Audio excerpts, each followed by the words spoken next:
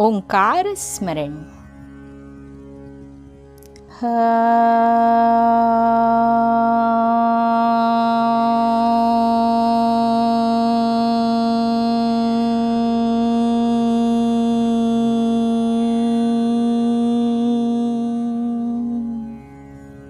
दोस्तों, आज की हमारी बहुत ही बढ़िया सी भावना प्रधान कहानी का शीर्षक है भूलने वाली दवाई। दोस्तों, मेरी दवा की दुकान है। एक दिन दुकान पर काफी भीड़ थी। मैं ग्राहकों को दवाई दे रही थी। दुकान से थोड़ी दूर पेड़ के नीचे एक बुजुर्ग महिला खड़ी थी। मेरी निगाह 2-3 बार उस महिला पर पड़ी तो देखा उसकी निगाह मेरी दुकान की तरफ ही थी। मैं ग्राहकों को दवाई देती रही, लेकिन मेरे मन में उस बुजुर्ग महिला के प्रति जिज्ञासा भी थी कि वो वहां खड़े खड़े क्या देख रही है। जब ग्राहक कुछ कम हुए तो मैंने दुकान का काउंटर दुकान में काम करने वाली लड़की के हवाले किया और उस महिला के पास गई। मैंने पूछा, क्या हुआ माता जी, आपको कुछ चाहिए क्या? मैं काफी देर से आपको यहाँ खड़े देख रही हूँ।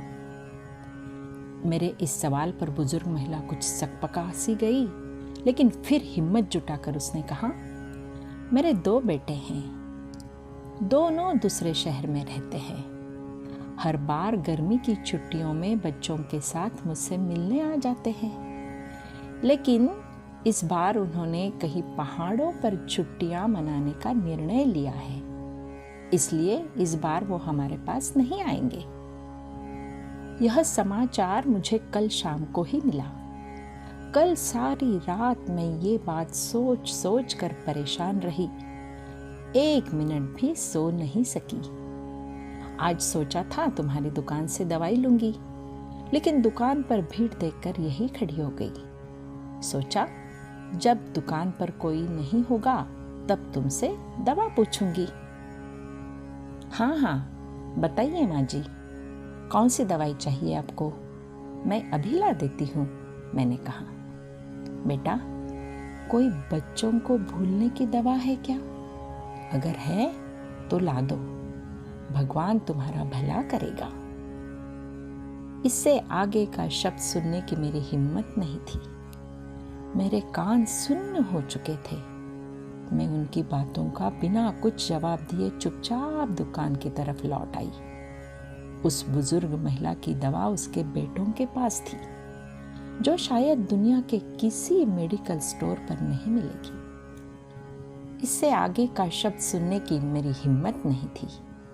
मेरे कान सुन्न हो चुके थे। मैं उनकी बातों का बिना कुछ जवाब दिए चुपचाप अपनी दुकान की तरफ लौट आई।